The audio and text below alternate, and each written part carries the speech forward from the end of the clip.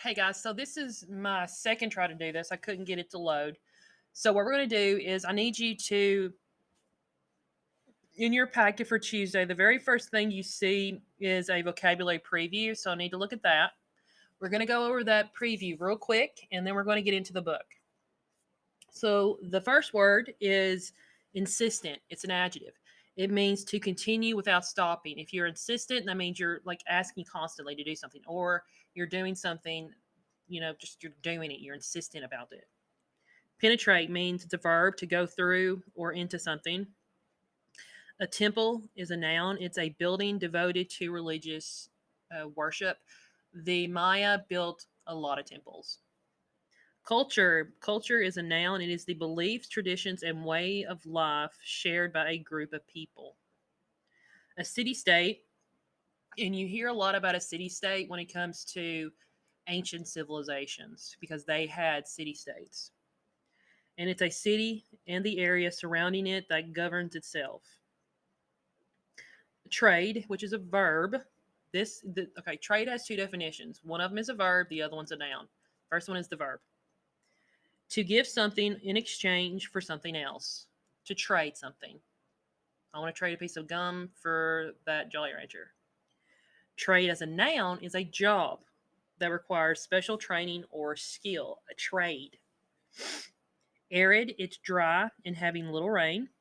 Indigenous, produced, living, or existing naturally in a particular area. You are from there. Commerce is the buying and selling of goods and services. If you have a civilization, you have some form of commerce. Game we're referring to has also two definitions. Number one, it's an animal that is hunted, or number two, it's an activity done for pleasure or sport. Last but not least, symbolized. Symbolized is it stands for an idea or characteristic. Symbolize. All right, the very first thing we're going to do is we are going to. I don't know if this is on the bottom of y'all's thing, but for me, we have a pronunciation table. And the very first one is Desiree Charnay. Desiree Charnay is actually a man. When I saw the word, I saw the name Desiree, I was thinking, oh, I know a Desiree. She's not, but it's actually a man. Then the other one is Chichen Isa, and then Quetzal, and then Bonampok. Bonampok. Now, please, if I say something wrong, pronunciation wise, forgive me. I'm not doing it on purpose. I'm trying to pronunciate it, okay? All right, so let's start with the big question. Chapter 2, The Golden Age of the Maya. Big question. How did the Maya society adapt and thrive in such a large, diverse region? Here's my question. How did the Maya society adapt and thrive in such a large, diverse region? You need to keep that in mind as we read. Now, before we even get to it, what do you see on the screen? I see like a journal entry, like some little tokens. It's like I really don't know what that looks like a totem, I guess. And this looks like a temple. So that actually is kind of giving you a preview about what the Maya culture is about. All right, so let's read. Okay. Desiree Charnay was a French archaeologist who visited the jungles of Central America in the 1800s. He wrote the words below in his journal. The rain is insistent. The damp seems to penetrate the very marrow of your bones. A vegetable mold settled on our hats, which we are obliged to brush off daily. We live in mud. We are covered in mud. We breathe in mud. The ground is so slippery that we are often on our backs as, as on our feet. So that was a journal entry that they excerpted out. So imagine slipping and sliding through the mud all day. Think about that. Imagine constantly having to swat mosquitoes. Imagine pit vipers, tarantulas resting in the trees overhead. Imagine the constant heat and humidity. Mud, poisonous creatures, and muggy weather are what were all part of Charnay's experience in the rainforest. The mud would be okay. I'm used to muggy weather, but the poisonous creatures where I draw the line. No, Riley would not be in the rainforest with those type of things. So, then that gives you a pretty good visual about what he's sensing at the time. Charnay visited Central America after reading a travel book written by John Lord Stevens and illustrated by Frederick Catherwood. He was fascinated by the book's illustrations of ancient Maya ruins. Catherwood drew pictures. Actually, they're right up here. If you look, those were the pictures we looked at. Catherwood drew pictures of vine choked temples poking through the clouds. His drawings of carved masks looked like real people. Stevens and Catherwood portrayed abandoned cities swallowed up by the dense forest. The book captured imaginations of people from all around the world. Who were these Maya? People wondered. Now, like we said, we looked at the images right here, and we saw like the journals, and then it explains. You see facial carvings, we see temples, we see little totems. So those are all things that we saw. We were able to see doing this. Now, why do you think? Why do you think so many people, including Charnay, was so captivated by the Maya? Why do you think that all of a sudden he wanted to go and see this? Why do you think? Well, for me, it's like I read a book and I'm wondering, like, how do these people live? What do they do? What would it look like? For me,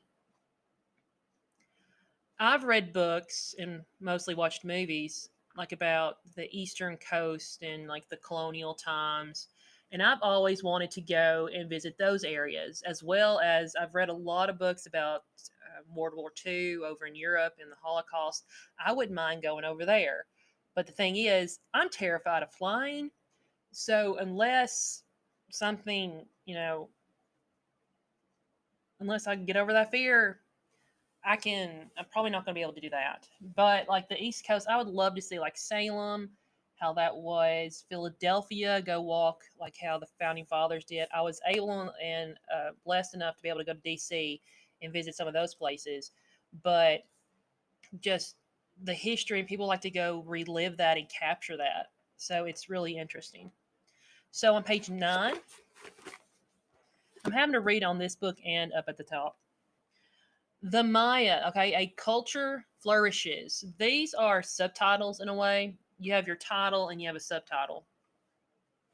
A culture flourishes. So, what do you think that when you hear flourish, your parents may have heard it more than you, but when something flourishes, it means it's going very well. When you plant your flowers in the spring, my mom, she did this whole thing around the well house, and those flowers just flourished this spring and in the summer. That means they did well. They were able to grow. They grew. They expanded out. They flourished.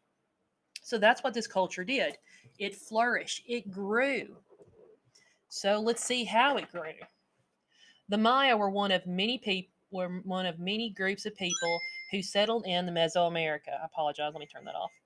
That settled in Mesoamerica. Remember where Mesoamerica was? We did the map. They formed agricultural villages at least as early as 180 BCE. Over time, they established a civilization. Now, remember, a civilization is where people live, they have a government, they have a form of commerce, they're grouped together, you're able to grow and eat your food, you have domesticated animals. So, that's what civilization means. As many as 5 million inhabited an area that stretched from the highlands of Guatemala to the plains of the Yucatan. Between 250 and 900 CE, writing religion, and art flourished. In certain respects, this era was the golden era of the Maya culture. The Maya were not ruled by a single ruler. The Maya lived in a city state scattered across considerable distances. That means they lived, it wasn't like I can throw a rock and I'm going to be in the next area. They lived pretty far apart. Some of these city states were larger than others. Each had a powerful lord who governed his own city and surrounding areas.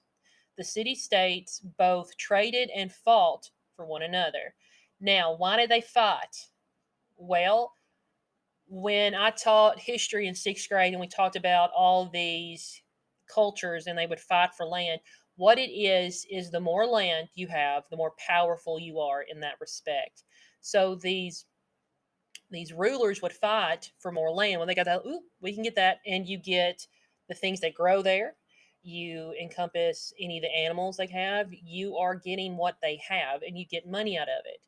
And why would they trade? Well, you're getting money from people buying from you, and you're able to supply the needs of your people. My society was divided into class, with lords at the highest class.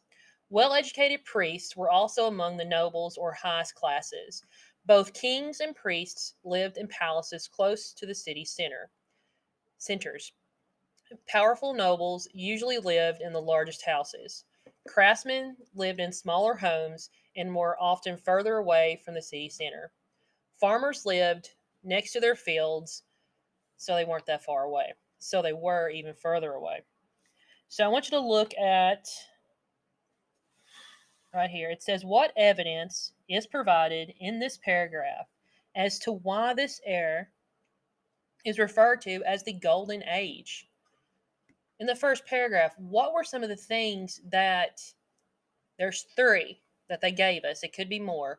What were some of the aspects that made the Maya culture during the 650-year gap, this time, became the Golden Era?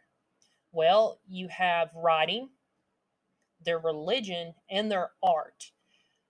You're going to learn that the Maya, the Inca, and the Aztecs, their art, even though it's somewhat similar, it's completely different. Their religions, a little different. Their writing style was also a little different, but that is what made this the Maya culture. You know, they flourished during this time. People were writing, religion was being good, and art was forming. So, and we talked about what flourished means. Flourish means to be successful. The plants, they are, like I talked about my plant, those plants, they did good. They were growing. Um, my mother watered them religiously, and when they went on vacation, I had to water them every day. So, right here is an image of the temple and pyramids that dominated the center of the Maya city state. So, they had several different things, and you could even put up their architecture, would be one of the things too. So you can see this is the city state. This is where royalty and the nobles would live. And you have the craftsmen, and even further out, you would have the farmers.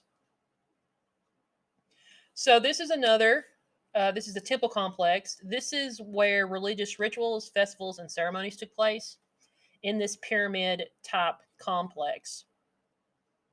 And what gets me, it's so amazing that you have an ancient civilization culture with the ancient Egyptians, and you have the Maya.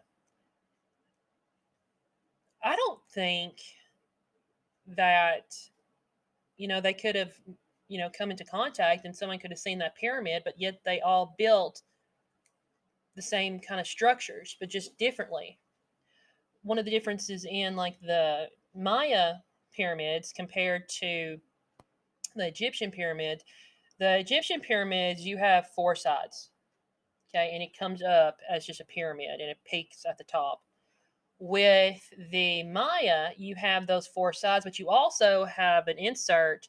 It's kind of like a ramp that's walking up, and they can actually go inside of the pyramid or the temple. Not very many people went inside the pyramids unless they were putting away like the deceased. People just didn't go visit the pyramids. So these were some things. So let me look.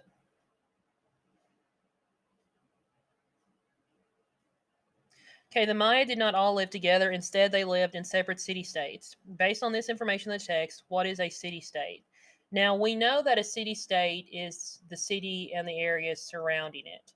So, if the priests and the kings lived in one area, noblemen lived relatively close to that, and then you had your craftsmen or your tradesmen and your farmers, they all lived in these areas. So, those were actually your city states. Each little area was its own little city, but they all belonged to the ruler. So let's keep on going down. Temples, pyramids, gods, and sacrifice. Excuse me. Maya city states were centers of both government and religion. Each center had some unique architectural designs. However, all centers had stone pyramids and temples. Some of the pyramids served as burial monuments to honor dead kings. Temples occupied the top level of the pyramids, purposely close to the heavens and the gods. These temples were reserved for rulers and priests. Pyramid temple complexes often surrounded the central plaza where public ceremonies and festivals took place.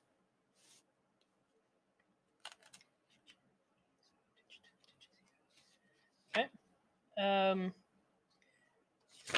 so, let's go to the next one. Why were the pyramid temples complexes important structures? Why would the people of the Maya be so protective of their pyramid temple? Why do you think? Why do you think they just wouldn't let anybody, be buried in one, or they didn't?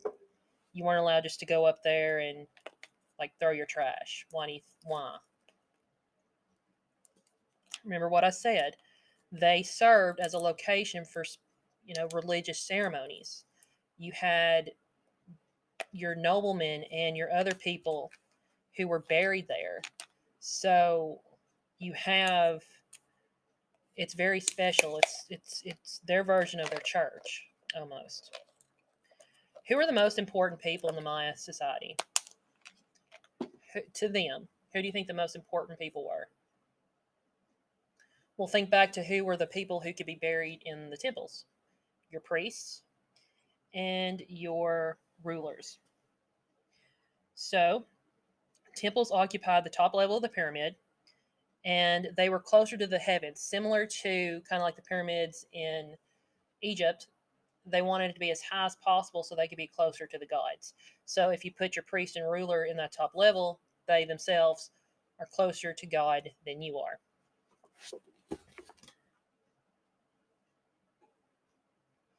Okay, religion was important to most aspects of Maya life.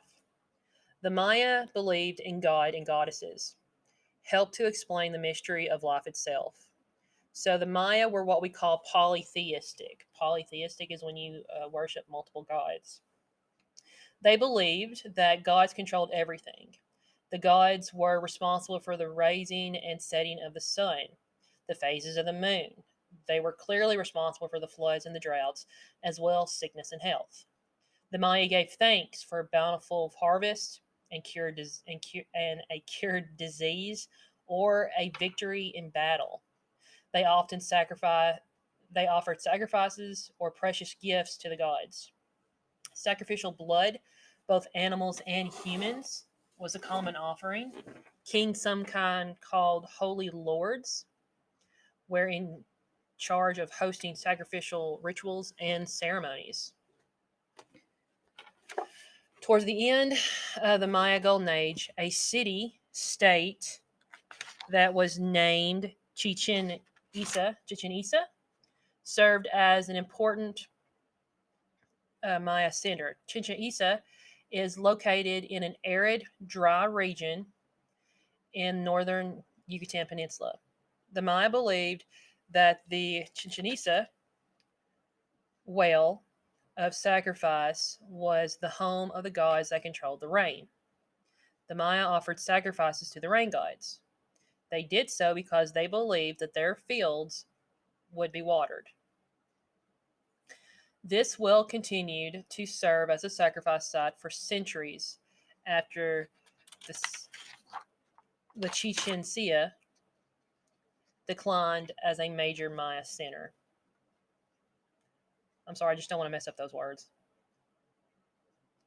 Trading from highlands to lowlands. So, in this little part, we are going to be talking about trading and trading the highlands and the lowlands. Trade routes followed rivers, seas, and roads across the Maya region, connecting these indigenous people to one another. Cities were hubs of commerce where people shared ideas and traded goods. The Maya used a barter system for exchanging daily necessities. People in the lowlands traded food, cotton, and jaguar skin for coastal salt and dried fish. People across Mesoamerica used obsidians, a volcanic glass from the highlands, in both jewelry and tools. Wealthy Maya valued precious gemstones and brightly colored feathers from the Quizza bird. Yeah, no, Quetzal bird, from the Quetzal bird. Now, think about it. All of our supplies in America, do they come from one place? No, they don't. We get oranges and fruit from coastal areas like Florida and California. We get a lot of soybean and grains from the Mid East or the Midwest, and Tennessee. You have, uh, as you can see around here, it's not edible corn, but it's like for feed and stuff. A lot of the South is also for cotton. So, and we have commerce, people trade and do stuff like that. So it was very similar to what we did here. And what was very important about commerce was the fact that it connected the highland people to the lowland, the people in the coastal areas to the people higher up.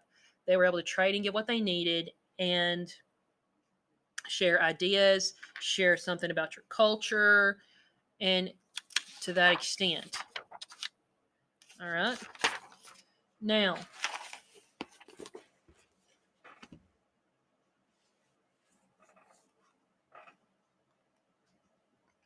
feeding city states, waterlands, mountains, and rainforest. Wetlands. I do not know. I'm sorry. It's wetlands. Maya farmers worked hard to supply food to the city states. Rainfall and soil quality varied throughout Mesoamerica. The Maya found clever ways to meet the challenges of diverse landscape. The lowland areas received heavy rains from May through December, through followed by droughts from January to April. Because this inconsistent rainfall, the Maya developed ways to redirecting and reusing rainwater. They created canals in the lowlands. They built raised earth platforms above the canals and created wetlands. Aquatic plants helped keep the water clean and provided shade for the fish in the canal. The fish, in turn, provided both food and fertilizer for the fields. In highland areas, the Maya cut terraces into the slopes of the mountains. They practiced multi-cropping on this flat land, planting and harvesting the land multiple times throughout the year. Their crops included beans, tomatoes, squash, chili peppers, pumpkin. Maize or corn was the main food through Mesoamerica. So here are some of the examples. You have your corn, peppers, tomatoes, pumpkins, and you have gourds over there, squash. Now, it said they had to adapt. The Mayans had to adapt. What do you think that means when you have to adapt to something? You have to make it work for you. You have to find your way to change to fit your needs. Okay? So, how did the Maya society adapt and thrive in such a large, diverse area? Well, this is one reason. This is one way they thrived and adapted during this time.